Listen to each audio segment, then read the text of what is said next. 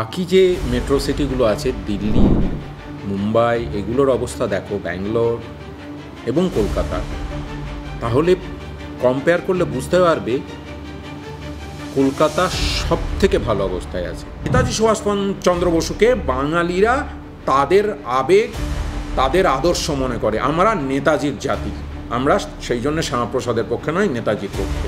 BJP সব মিলিয়ে 2026-এ 26টাই cross করতে পারবে কিনা তার কোনো শিওরিটি নেই। হচ্ছেটা কি, পুরো দেশে তো সার্কাস বানিয়ে ফেলেছে, ভারতবর্ষের সংবিধানকে তো ভুলুণ্ঠিত করে ফেলেছে। দিল্লিতে, কলকাতায় যা বৃষ্টি, তার 10 ভাগের 1 ভাগ বৃষ্টি হলে ওই রাস্তাতে 10 ঘন্টা বেরোনোর মতো অবস্থা থাকে না। মনে হচ্ছে না যে দেশে গণতান্ত্রিক সরকার চলছে, মনে হচ্ছে রাজতন্ত্র চলছে, স্বৈরতন্ত্র চলছে। ঠিক করতে হবে বাঙালি কার পক্ষে, শ্যামাপ্রসাদ মুখার্জির পক্ষে না নেতাজি সুভাষচন্দ্র বসুর পক্ষে। বৃষ্টি হলেই দেখা যাচ্ছে বিভিন্ন জায়গায় কলকাতার 1 হাঁটু জল। আজকে সকাল থেকে জল যন্ত্রণায় কলকাতা ভুগছে, অথচ মমতা বন্দ্যোপাধ্যায় তিনি পথে নেমে বাঙালিদেরকে রক্ষার জন্য তার যে সভা ছিল সেই মঞ্চ থেকে তিনি বলেছেন যে কলকাতায় 2-1টা ওয়ার্ড রয়েছে, বাদ বাকি কোথাও জল জমে না। এই বিষয়ে আপনার কি প্রতিক্রিয়া?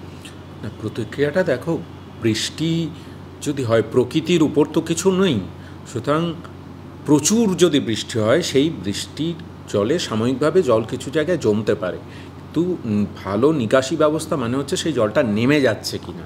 এমন একটা লো ল্যান্ড আছে, সেই লো ল্যান্ডে বৃষ্টি হলে জল জমবে, সেটাই তো স্বাভাবিক।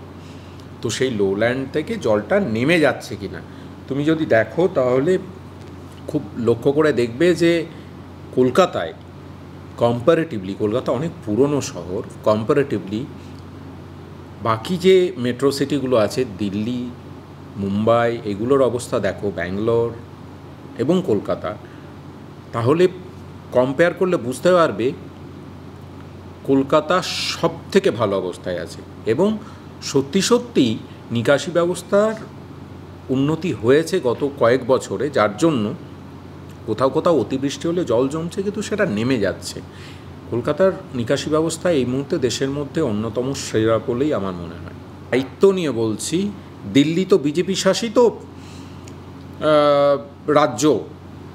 দিল্লিতে আমি গতকাল ফিরেছি দিল্লি থেকে, দিল্লিতে কলকাতায় যা বৃষ্টি, তার 10 ভাগের 1 ভাগ বৃষ্টি হলে ওই রাস্তাতে 10 ঘন্টা বেরোনোর মতো অবস্থা থাকে না। তো বিজেপি কী করছে?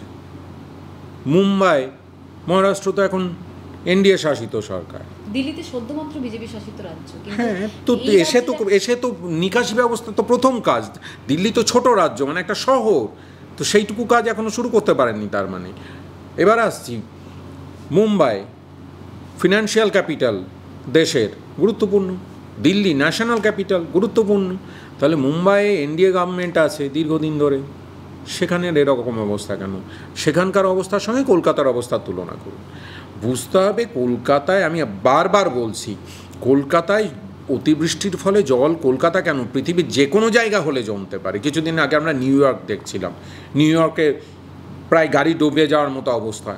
উন্নত দেশ তো, তা নয়, প্রকৃতির সঙ্গে লড়াই করা যায় না, কিন্তু আমাদের উপায় খুঁজে বের করতে হয় যে যাতে সেটা থেকে কারেক্টিভ অ্যাকশন নেওয়া যায়, অর্থাৎ বৃষ্টিটা যাতে জলটা জমে না থাকে, সেই ব্যবস্থাটা নেওয়া হয়েছে বলেই আমার ধারণা। স্পেসিফিক্যালি তোমরা যদি ডেটা দিয়ে দেখাতে পারো যে এই জায়গায় বৃষ্টির পরে হচ্ছে 48 ঘন্টা জল জমে আছে, তাহলে এই ধরনের কথা বলার কোনো মানে হয়। আদারওয়াইজ রাজনৈতিকভাবে বিরোধী দলের কাজ বলা, এবং এটা ভালো তো, গণতন্ত্রে বিরোধীরা যদি একটু সুর না তোলেন তাহলে সংসদীয় গণতন্ত্র চলবে কি করে? শাসক দলের উপর চাপ সৃষ্টি করা, প্রশ্ন তোলা, এটাই বিরোধীদের কাজ। বিরোধী দল হিসাবে তাদের এই যে উদ্যোগ, এই উদ্যোগকে আমি সাধুবাদ জানাই। তন্ময়দা, মাস কয়েক পর বিধানসভা নির্বাচন, এবছরে যদি আপনারা আবার ক্ষমতায় আসেন তৃণমূল সরকার, তাহলে কি এই জল যন্ত্রণা পুরোপুরিভাবে মেটানো সম্ভব? আবার ক্ষমতায় আসেন মানেটা কি? তৃণমূল সরকার ক্ষমতা আসবেন এই ব্যাপারে মানে তোমার ছেড়ে দাও, রাজ্যের কারোর সন্দেহ আছে? আচ্ছা, বিজেপির, হ্যাঁ, বিজেপির নেতাদেরকে জিজ্ঞেস করো যে একটা ফিগার বলতে, কেউ 40, কেউ 50, গোপনে গোপনে আর চায়ের আড্ডায়, আবার কেউ বলছে না ও 26-26টাই পেরোনো যাবে না।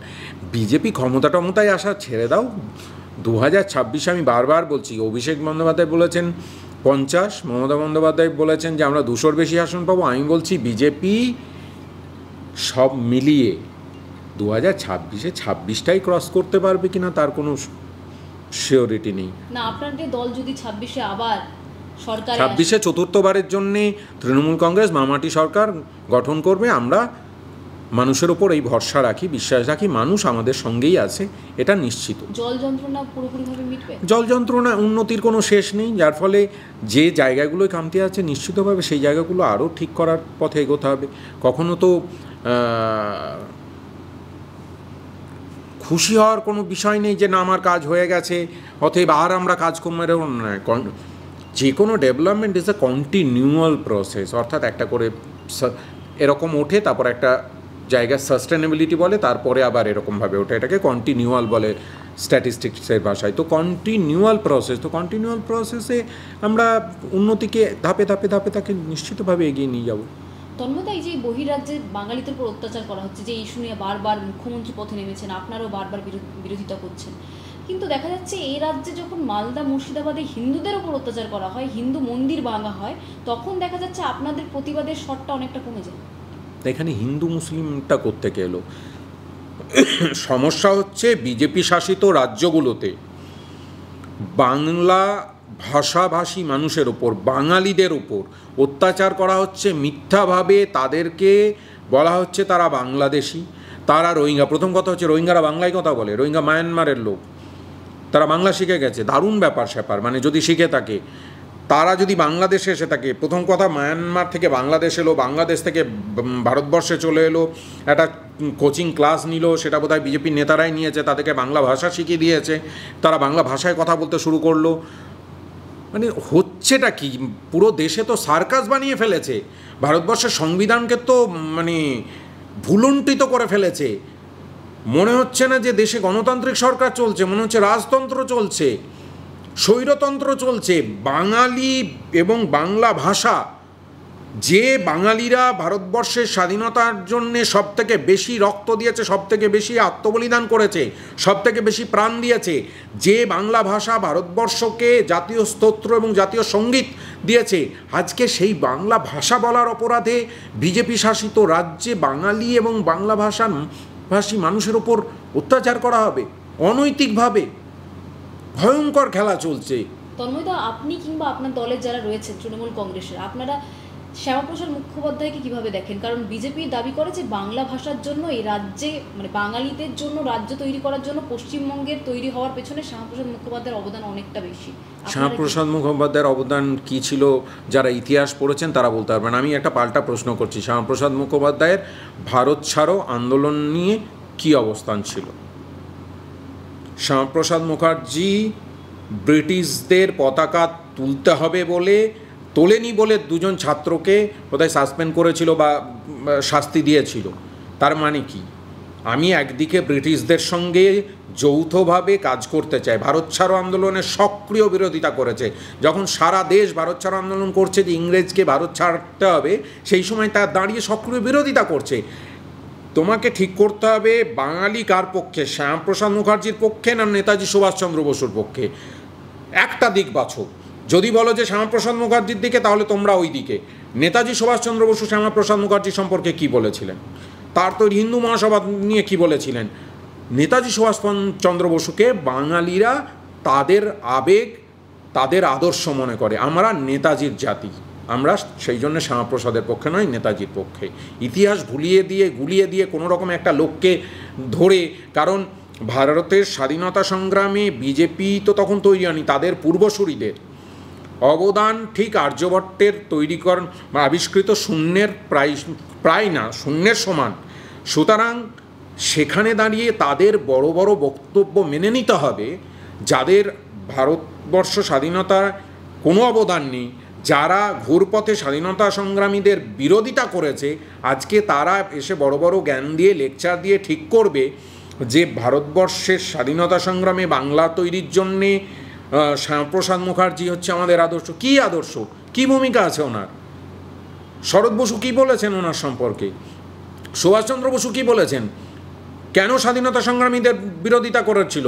কেন ব্রিটিশদের পক্ষ নিয়েছিল? তারপরে আবার তার সঙ্গে এত কিছু কথা কেন? এই সমস্ত কথা বলে বিজেপি একটা সুবিধাবাদী রাজনীতি তৈরি করার চেষ্টা করছেন। বাংলার মানুষ জানে, বাংলার মানুষ এসবে বিশ্বাস। আরো ভালো ভালো খবর দেখতে সাবস্ক্রাইব করুন বাংলা হান্টের ইউটিউব চ্যানেল। বাংলা হান্টের আরো খবর দেখতে নজর রাখুন। বাংলা খবর মানেই বাংলা হান্ট।